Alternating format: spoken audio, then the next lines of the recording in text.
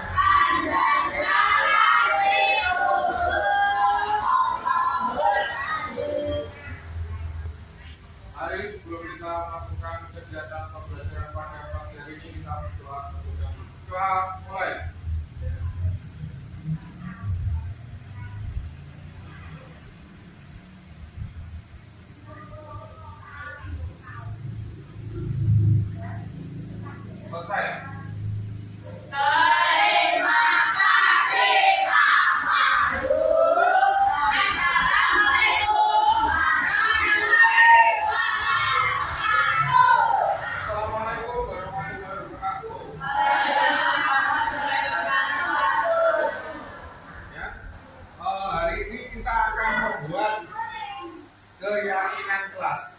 Ada yang pernah dengar keyakinan kelas? Nggak pernah ada yang dengar? Siapa yang tahu ini? Kalau peraturan kelas pernah dengar? Tata tertib kelas pernah dengar? Nah, sebenarnya hampir sama dengan tata tertib atau peraturan kelas. Bedanya, kalau tata tertib, kamu pernah buat tata tertib kelas? Kamu pernah buat tata tertib kelas apa tidak? Dijawab yang keras. Pernah apa tidak? Buat peraturan kelas pernah apa tidak? Nah, bedanya itu, kalau keyakinan kelas itu yang membuat adalah kamu semuanya. Yang pertama itu, kalau peraturan atau tata tertib biasanya yang membuat adalah sekolahan atau bapak ibu guru. Kalau keyakinan kelas yang membuat adalah kamu sendiri. Nah, bedanya lagi, kalau tata tertib atau peraturan biasanya yang melaksanakan siswanya, ya adalah kamu sebagai peserta didik. Kalau keyakinan kelas, semua warga kelas siapa saja, termasuk bapak juga. Nah, hari ini kita akan membuat kelas tertutup oleh kepala daerah. Nanti potongan sebenarnya itu terus kembali lagi. Kalau keyakinan kelas yang melaksanakan atau yang menjalankan siapa tadi? Keyakinan kelas semua warga kelas. Ya.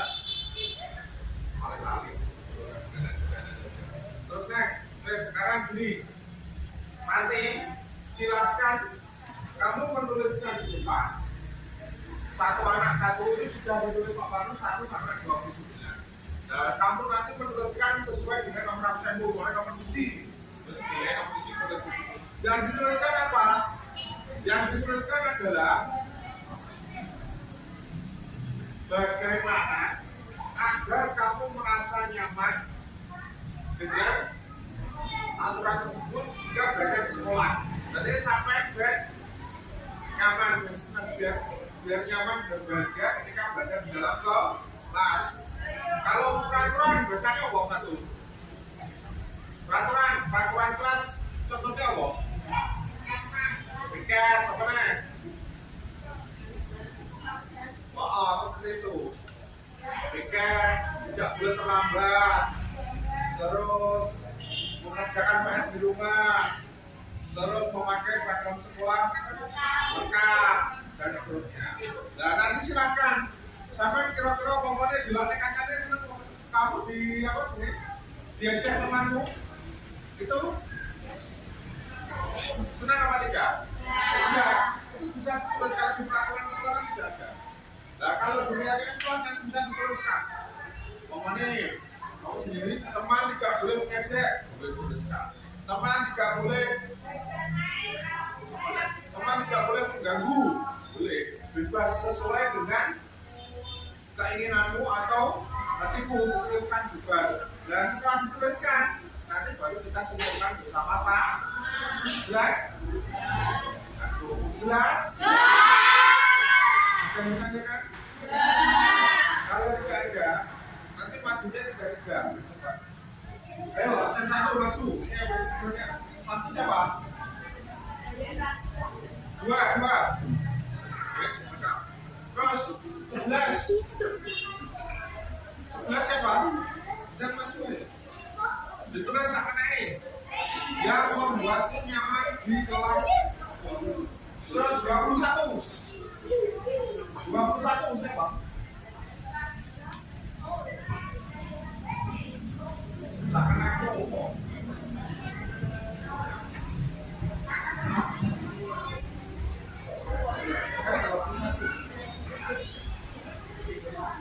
Bebas sesuai dengan keinginannya masing-masing agar kamu merasa nyaman dan bahagia ketika berada di dalam kelas.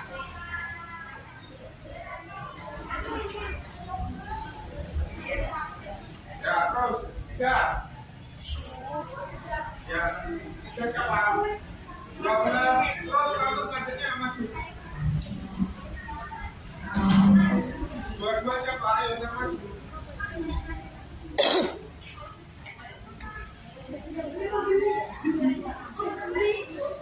Makanannya juga bisa video.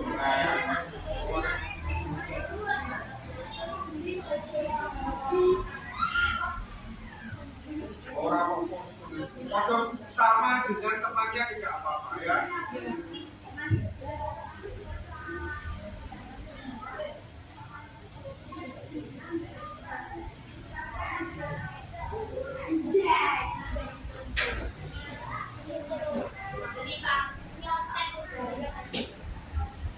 Terus ngomongnya nyaman kan benar.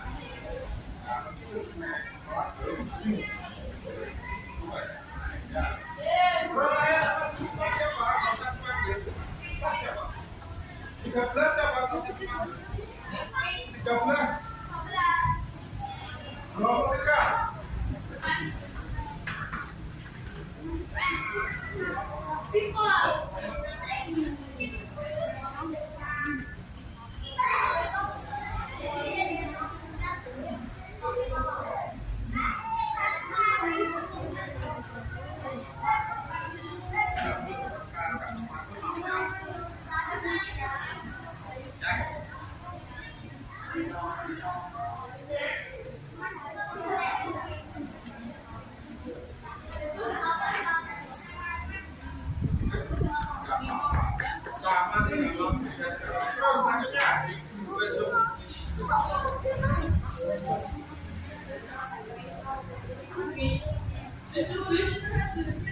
Pak belas ya Pak.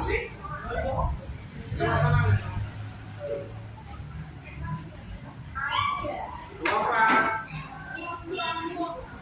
siapa?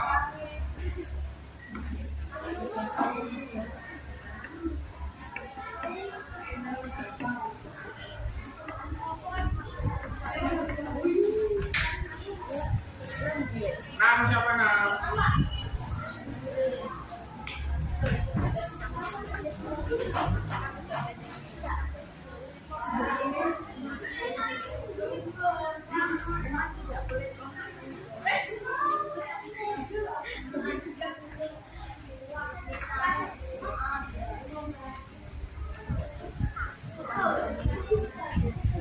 Yuk, 25.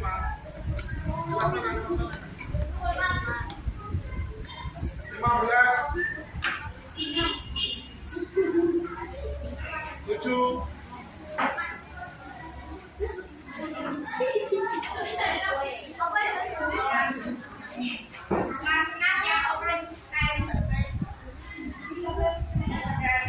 Kelas 6 ada yang pesan kain banyak apa enggak?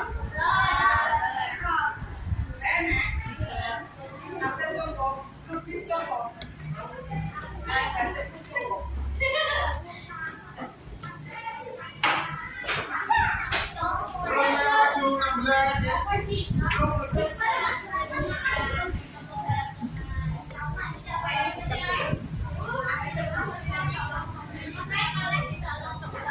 Delapan siapa 8? 8 siapa?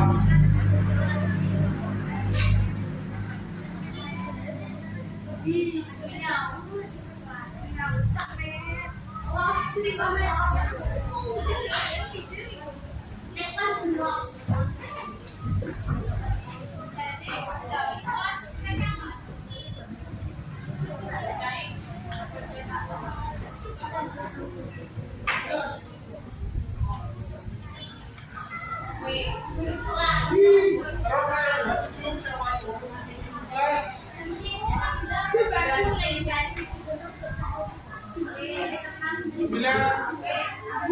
siapa?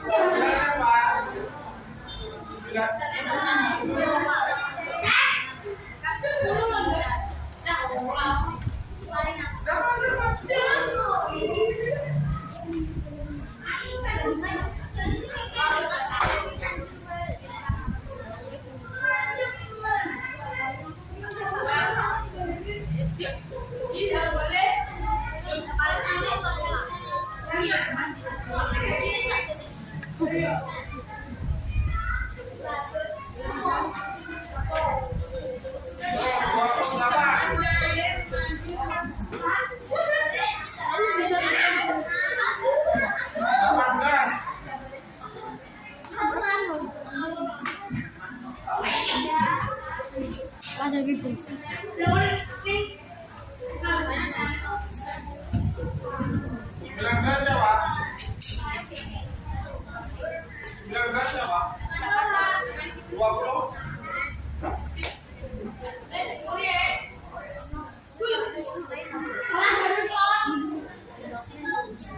29.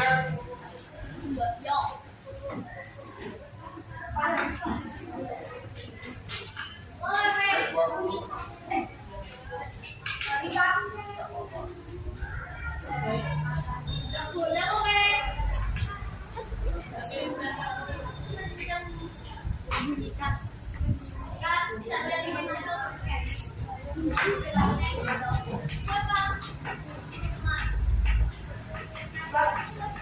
Sudah semuanya duduk di tempatnya masing-masing.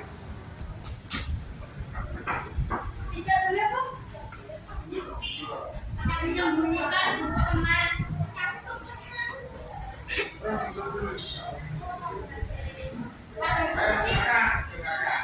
Ya, ini tadi adalah keyakinan yang kamu buat agar kamu merasa nyaman dan bahagia di kelas. Baru berdekatan secara umum. Tidak boleh mengejek, harus positif, tidak boleh bertengkar. Kelas harus bersih, tidak mengajak teman, kelas harus bersih. Ya. Tidak boleh nyontoh, tidak boleh mengganggu. Teman tidak boleh mengejek nama bapak. Terus kelas harus bersih juga. Teman harus berbagi apa itu?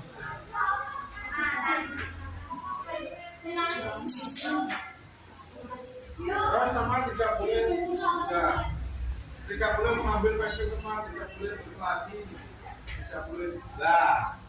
Bedanya lagi, kalau ini kan kata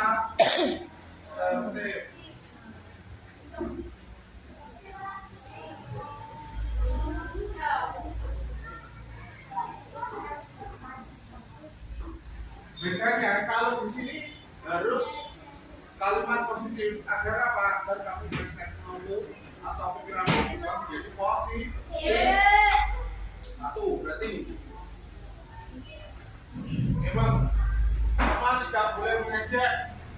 Berarti ketiga tidak boleh mengejek, tidak boleh bertengkar, orang yang tidak boleh memanggil nama bapak.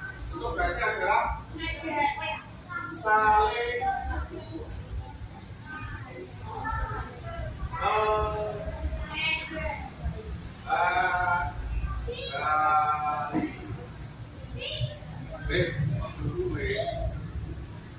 lah awakmu mau dilok nih, ojo ngelok.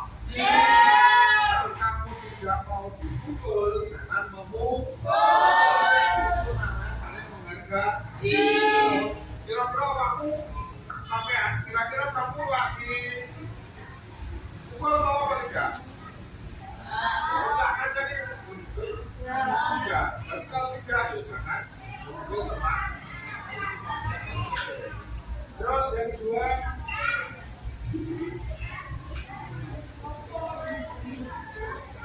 kelas harus bersih. Berarti menjaga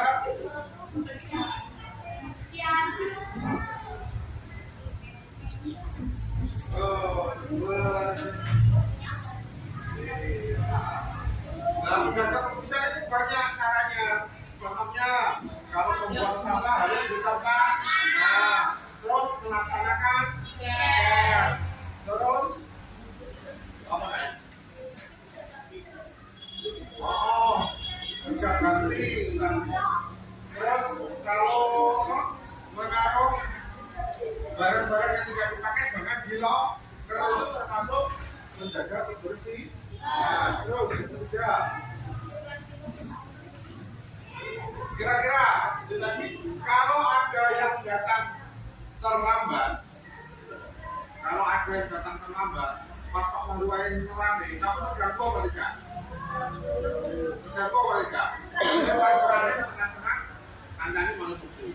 Terganggu apa tidak? Berarti lepas.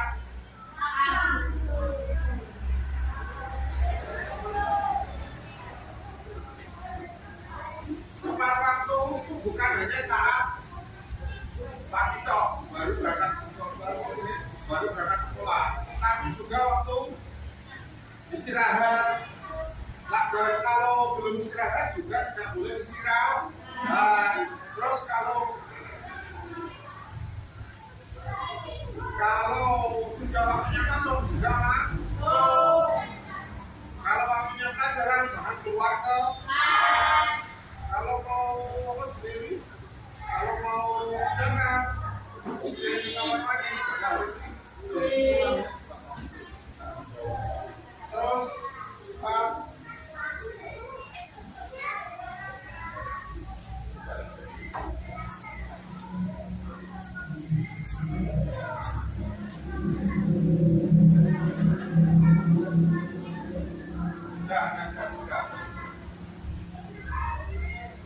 Satu jabatan keyakinan kuat.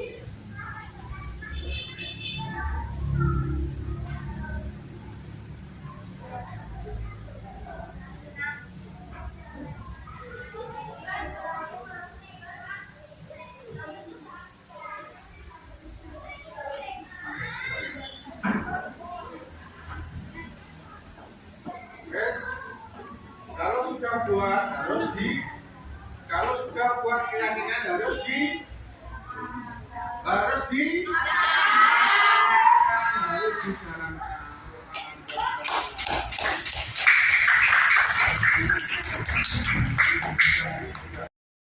Sekarang kita menandatangani keyakinan kelas dari buat tadi.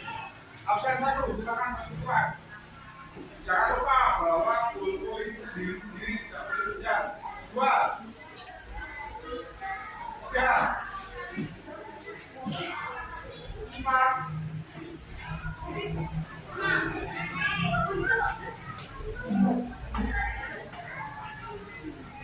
Terus selanjutnya dapat hasil untuk nanti dapat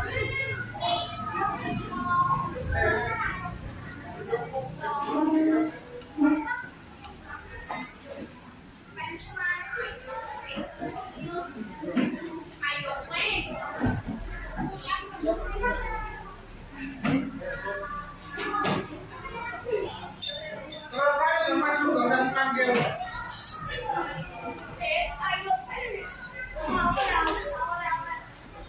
Terus saya maju ke depan gak akan dipanggil. Ayo, besok waktu. Iya, tapi belum kita udah maju.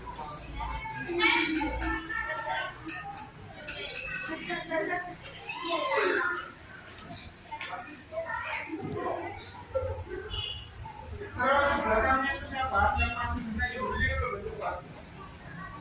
Terus saya kita udah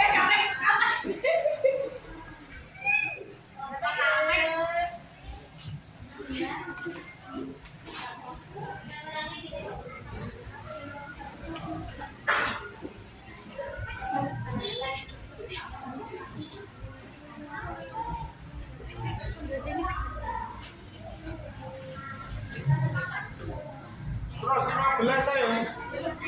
16, 17, 18. Baris. 19, 20.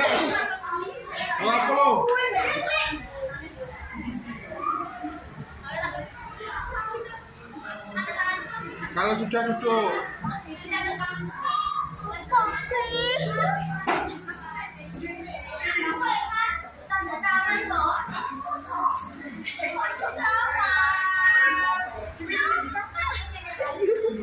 Terus 22, 23, 24, 25 sampai 29. Halo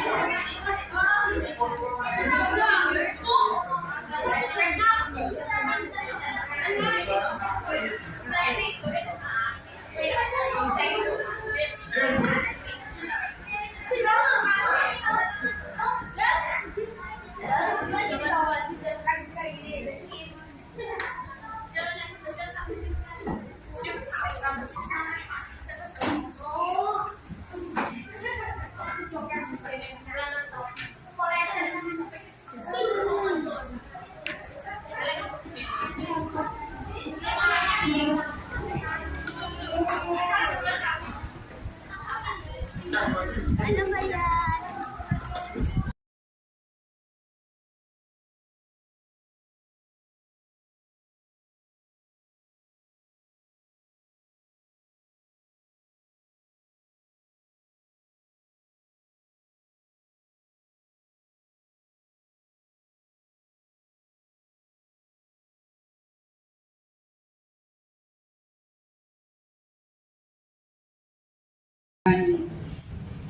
Perkenalkan, saya adalah Yuni Krisnawati. Saya dari SMA Katolik Santo Agustinus. Saya sebagai pendamping dari CGP Pak Fahrudin. Sebelum kita acara ini dimulai, saya minta untuk memimpin doa terlebih dahulu.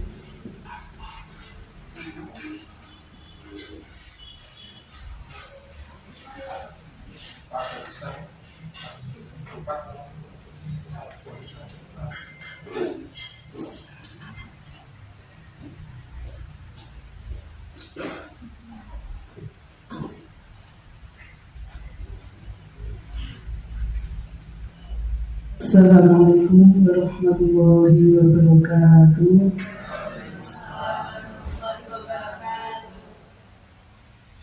Dari syafaati fi Rasulillah al-Fatihah.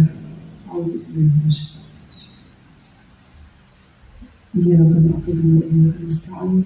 Ihdinas siratal mustaqim, siratal ladzina an'amta 'alaihim ghairil maghdubi 'alaihim waladdallin.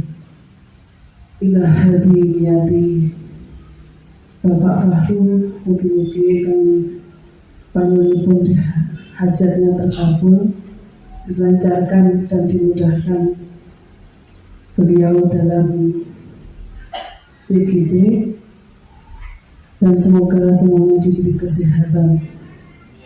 Al-Fatihah. Alhamdulillah. Ar-Rahmanir-Rahim, Maliki Yaumiddin. Iyyaka na'budu wa iyyaka nasta'in. Ihdinas siratal mustaqim, siratal ladzina an'amta 'alaihim ghairil maghdubi 'alaihim waladdallin.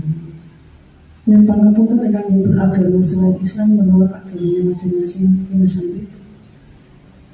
Bismillahirrahmanirrahim. Alhamdulillahirabbil alamin.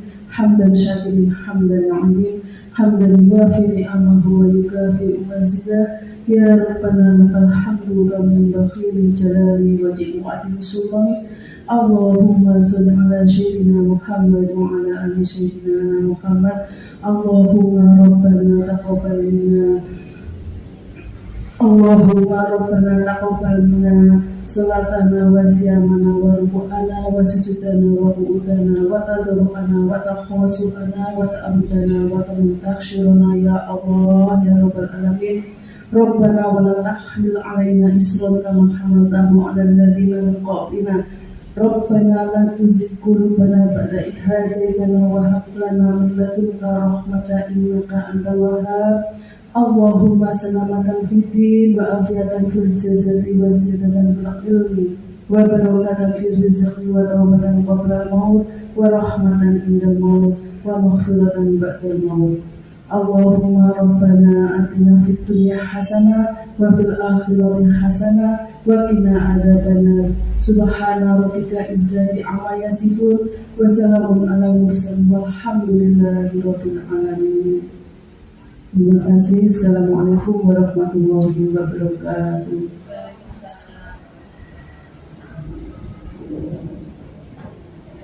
Terima kasih Bu Patmi. Baik Bapak Ibu, kedatangan saya di sini itu tidak menggurui panjenengan, tapi kita saling berdiskusi bersama, bertukar pikiran bersama dari pengalaman-pengalaman yang sudah yang jenengan alami. Baik, waktu dan tempat saya persilakan, saya kembalikan ke Pak Fahrul.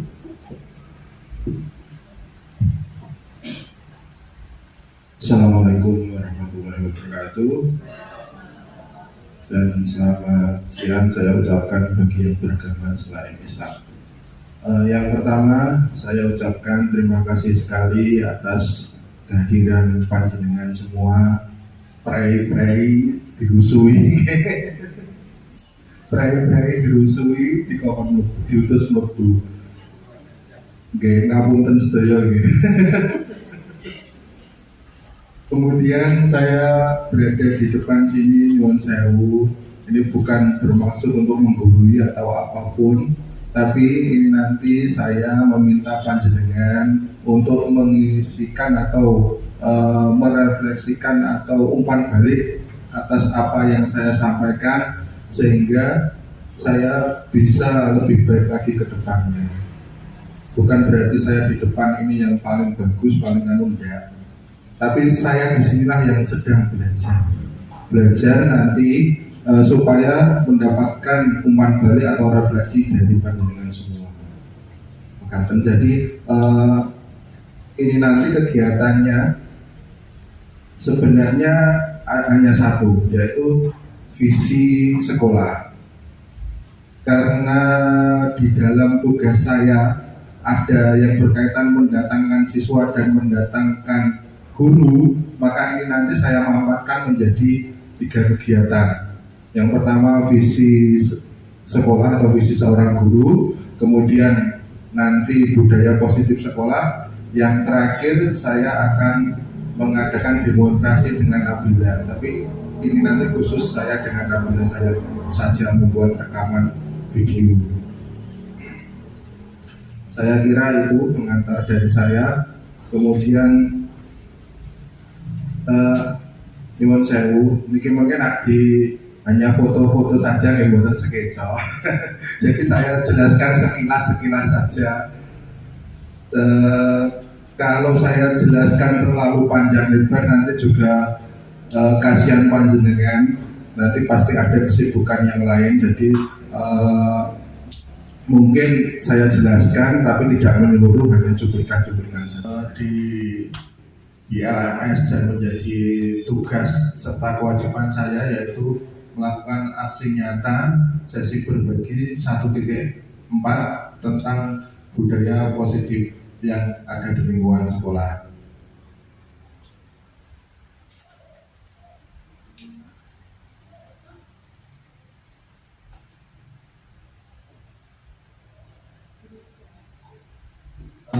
Pada aksi nyata ini Bapak Ibu, saya dibimbing oleh Bapak Fasilitator, Bapak Ahmad Burhanuddin SPDI MPD, kemudian Bu Yuni Krisnawati sebagai pengajar praktek.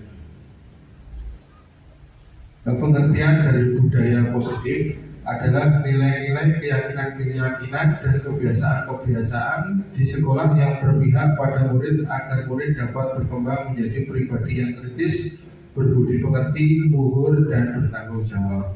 Jadi sebenarnya hampir sama dengan visi yang tadi kita bahas. Intinya berbudi pekerti, luhur, bertanggung jawab, dan berpikir secara kritis. Dalam tugas saya, sebenarnya saya diberi pilihan untuk menyampaikan salah satu saja dari apa yang saya peroleh selama 1 bulan belakangan ini, yaitu yang pertama tentang disiplin positif dan nilai-nilai kebajikan, 2 teori motivasi, hukuman, penghargaan, serta restitusi, 3 keyakinan kelas, 4 kebutuhan dasar manusia dan dunia berkualitas, 5 restitusi, 5 posisi kontrol, 6 restitusi, segitiga restitusi.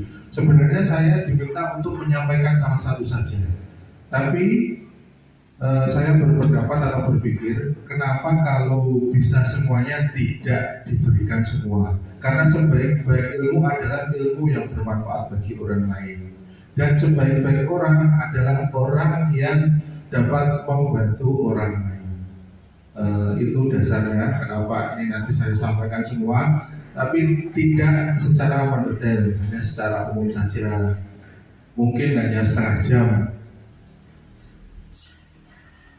Yang pertama yaitu disiplin positif dan nilai-nilai kebajikan universal. Yang pertama kali harus kita rubah itu adalah pola pikir kita atau paradigma pemikiran kita. Di dalam modul saya diajarkan atau diminta untuk melakukan kegiatan berikut. Jadi ini juga bisa panjenengan bayangkan semua, yaitu dengan cara panjenengan menggenggam, dan dalam genggaman tersebut panjenengan memiliki sebuah benda yang berharga.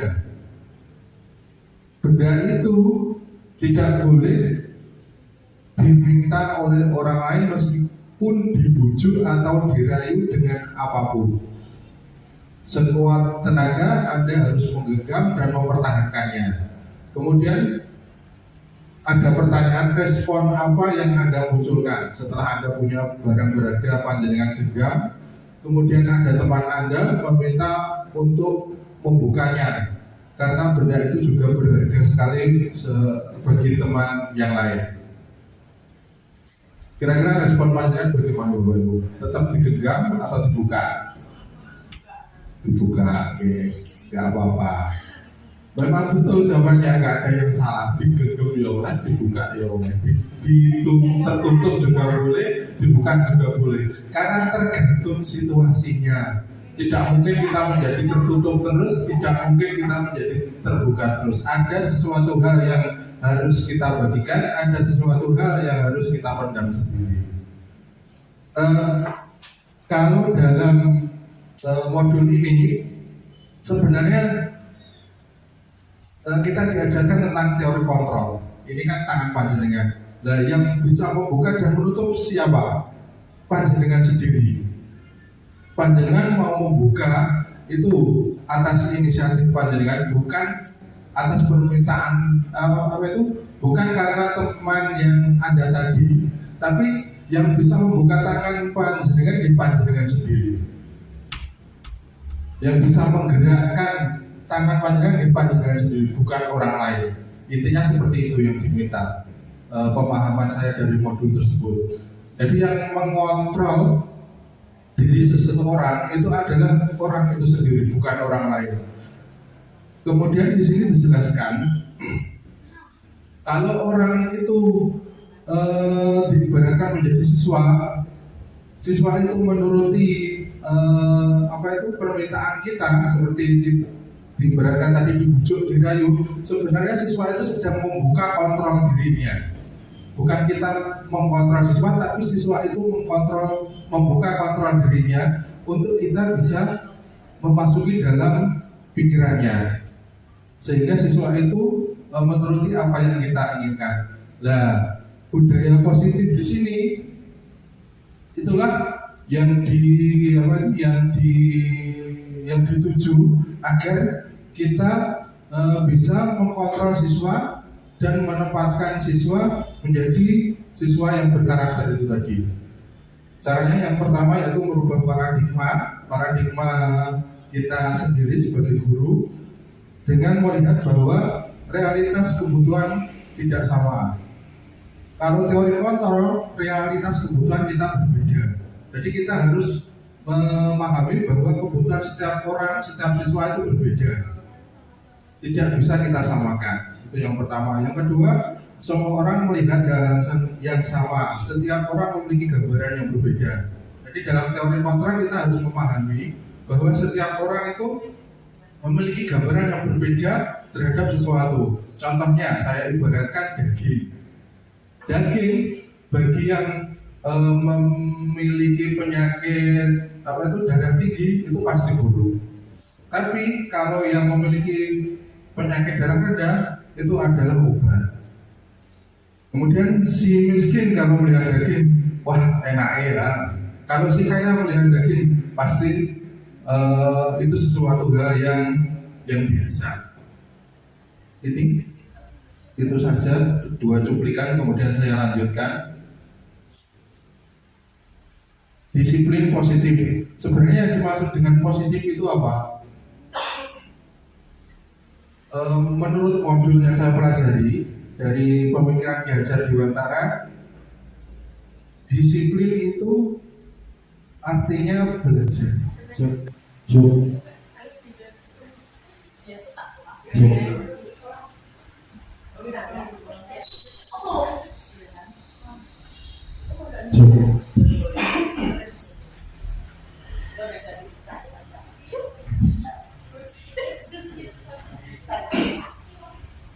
Jadi kalau kita memposisikan diri kita sebagai yang bersalah, Bapak Ibu, ketika kita mendapatkan hukuman, itu yang kita rasakan sesuatu yang menyakitkan harus terjadi.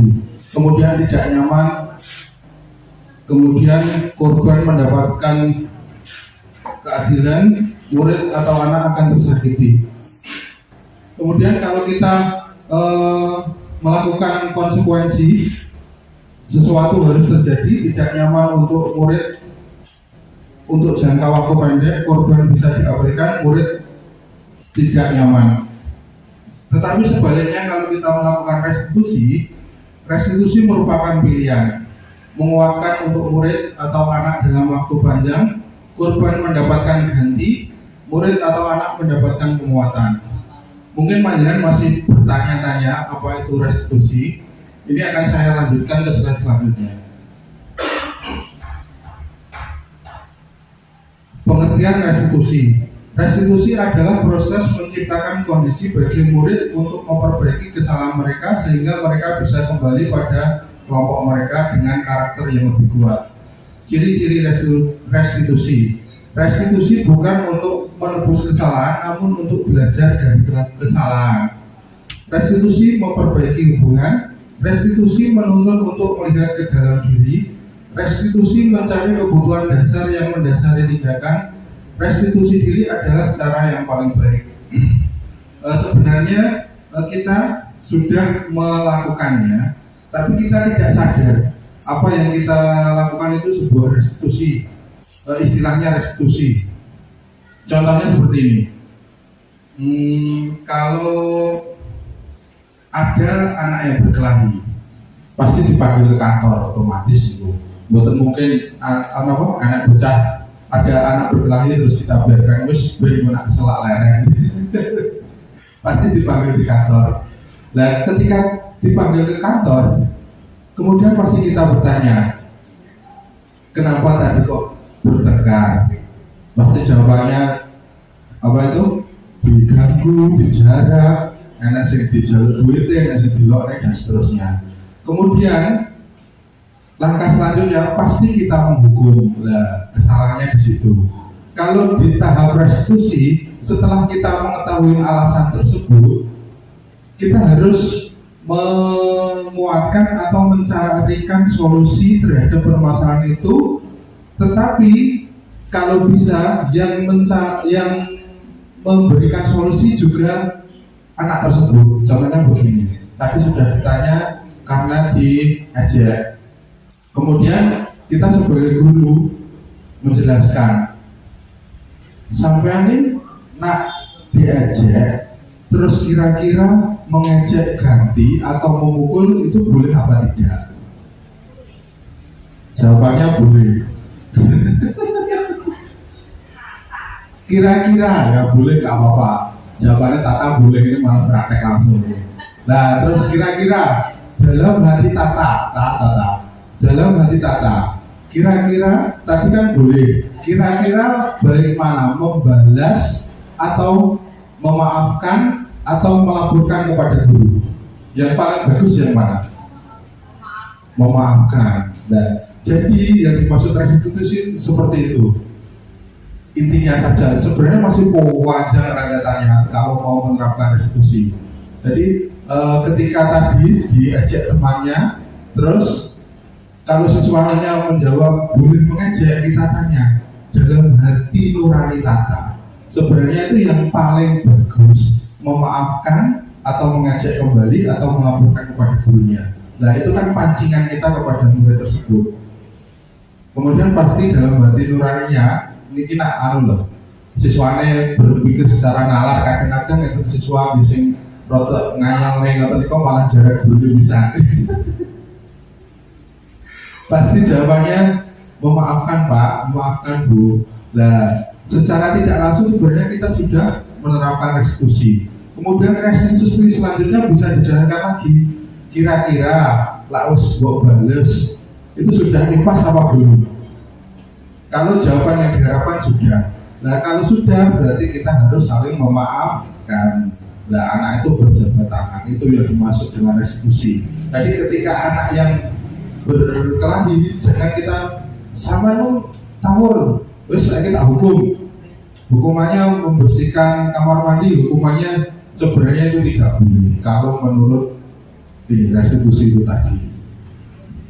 Selanjutnya keyakinan kelas. Menurut Gosen tahun 1998, suatu keyakinan akan lebih memotivasi seseorang diri dalam atau memotivasi secara intrinsik.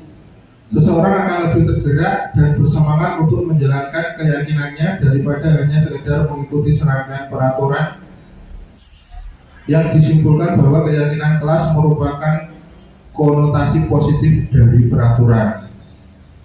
Jadi sebenarnya sama. Peraturan kelas dan keyakinan kelas itu sama, hampir sama. Pembedanya adalah kalau keyakinan kelas itu yang membuat adalah siswanya, bukan gurunya. Jadi kita bersama-sama siswa membuat kesepakatan kelas atau keyakinan kelas, dan itu nanti menjadi peraturan yang harus dipenuhi oleh setiap peserta didik. Bedanya apa dengan peraturan kelas? Ini saya lanjutkan. Dulu. Kalau bedanya, kalau peraturan kelas itu nanti kan biasanya lebih mendetail.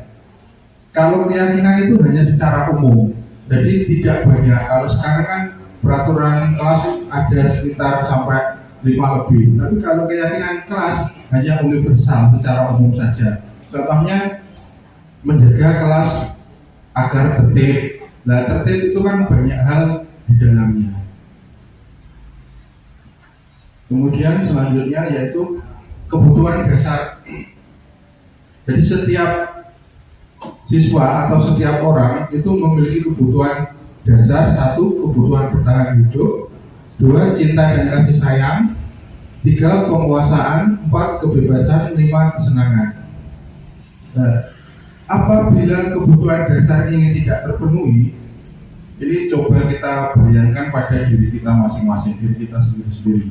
Apabila kebutuhan dasar ini tidak terpenuhi, setiap orang atau siswa pasti akan melakukan hal negatif untuk memenuhi kebutuhan dasar tersebut. Sebagai guru, ketika kita melihat siswa melakukan kesalahan, itu kita menerapkan ini 5 kebutuhan dasar manusia ini.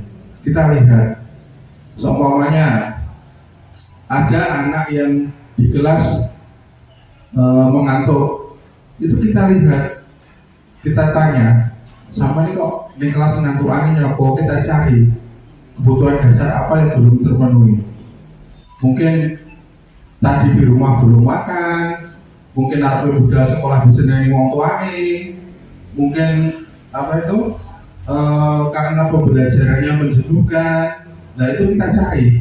Kemudian setelah kita cari, kita hadirkan solusi. Contohnya ketika anak itu tadi bilang, Pak, belum makan Pak. Nah, itu bisa banyak pilihan yang kita lakukan. 1, kalau punya uang berlebih ya ditukone, diberikan. Tapi itu kayaknya agak kok nak akhirnya malah iri. Ya, kita berkonsultasi dengan orang tuanya. Putranya jenengan ini gini. Kalau pagi tolong sebelum ke sekolah diberi sarapan.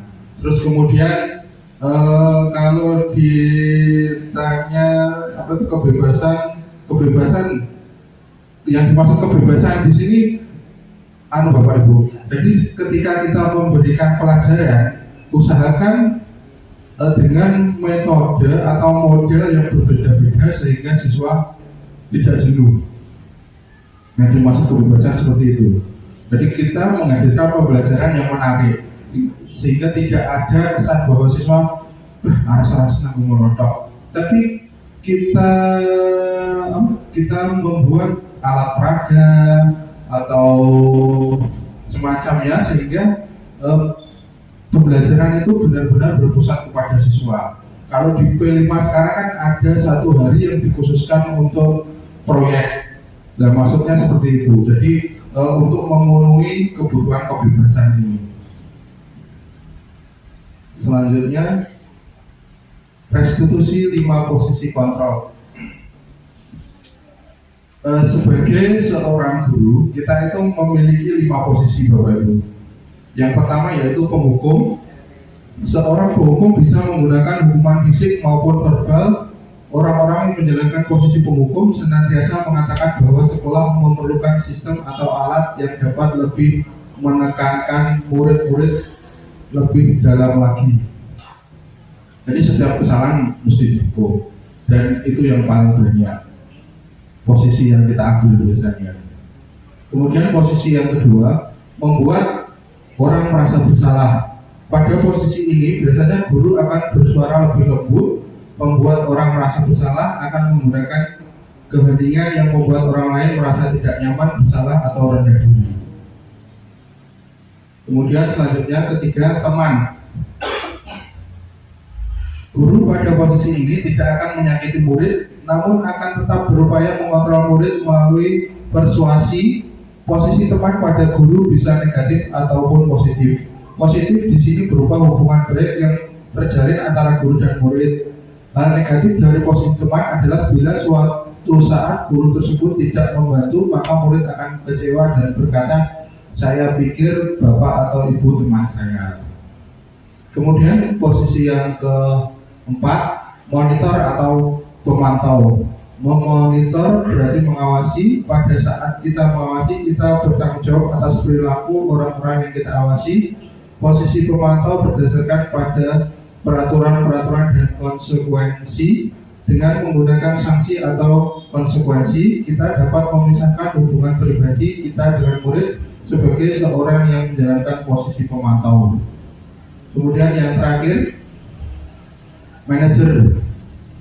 Posisi terakhir ini adalah posisi yang diharapkan. Jadi sebagai seorang guru itu kita menempatkan diri pada posisi manajer.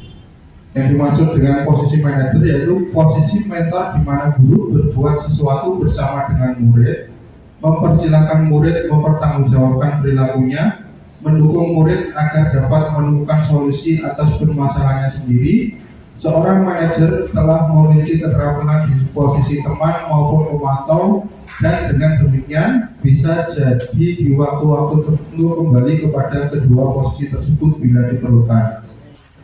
Nah, jadi sebagai seorang guru itu kita hendaknya memposisikan diri sebagai seorang manajer. Kenapa? Karena dalam posisi manajer itu kita akan menerapkan langkah-langkah sebagai seorang teman dan pemantau, bukan penghukum dan pembuat rasa bersalah. Kalau pembuat rasa bersalah dan penghukum, itu nanti dampaknya pasti siswa akan tersakiti dan kemudian bisa jadi siswa dendam kepada kita. Kalau manajer, itu nanti kita memposisikan diri sebagai teman, kemudian memposisikan sebagai pemantau juga. Tinggal kita lihat permasalahannya atau alasan hal tersebut terjadi.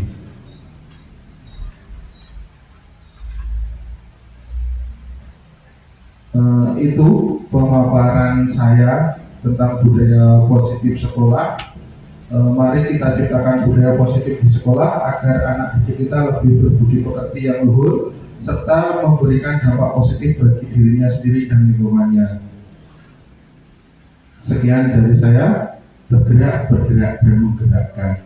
Semoga kedepannya banyak guru bergerak di SDN Gayam 1, Gayam 3, Gayam 1. Demikian, wabillahi taufiq wal hidayah. Wassalamualaikum warahmatullahi wabarakatuh.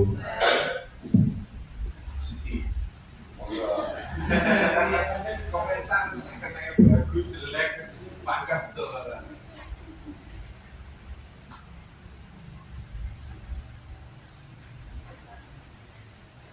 Saya setuju berpihak pada murid, artinya seperti tadi yang dikatakan kalau pendidikan itu hanya menebalkan garis yang sudah ada pada murid, serta mendorong perubahan yang nyata di lingkungan pendidikan.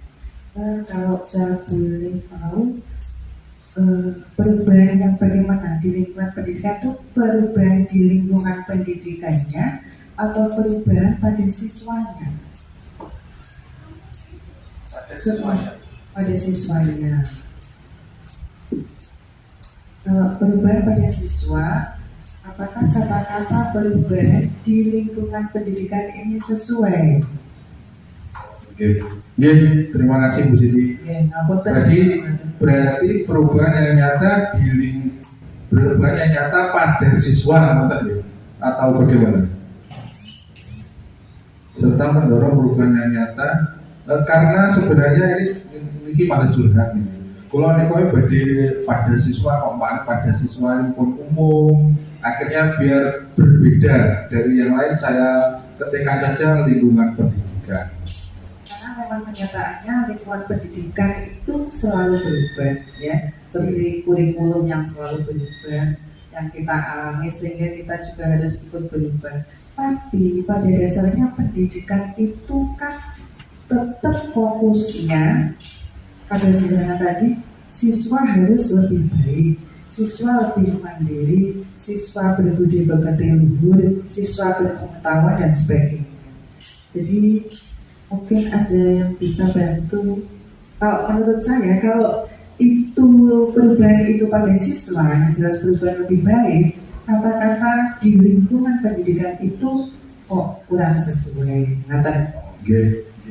Ngapunten. Bukan nopo-nopo, saya malah berterima kasih sebanyak-banyaknya.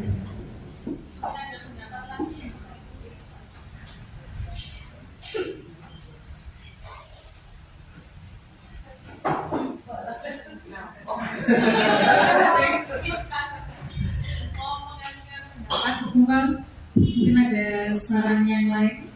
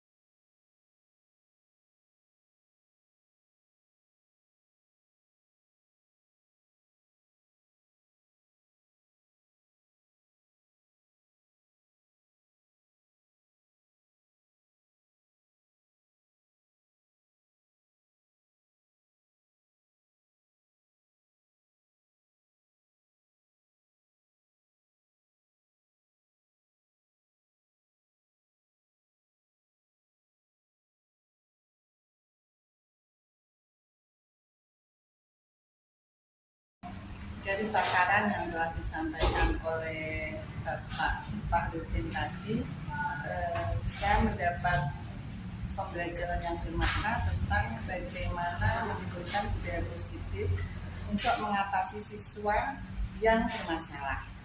Nah, yang biasa kita lakukan misalnya memberi hukuman dan lain-lain itu ternyata kurang efektif dan bisa menimbulkan efek yang tidak baik bagi siswa. Dan ada satu solusi yang ditawarkan, yaitu memberikan restitusi. Nah, ini merupakan pembelajaran yang bagus bagi kami dan insya Allah akan kami lakukan pada anak didik kami bagaimana menyelesaikan masalah berikut. Terima kasih apa yang disampaikan oleh Bapak Fahru pada materi hari ini, sangat memuaskan dan sangat hebat dalam hal pembentukan anak, karakter dan kedisiplinan yang telah tercermin dalam di SD Gayam 3 telah dibuktikan dalam menghukum siswa dengan cara pendekatan, serta sudah dilakukan oleh anak-anak, yaitu tentang kejujuran yang ada di SDN Gayam 3, dan apa yang disampaikan sangat menambah dan bermotivasi. Terima kasih.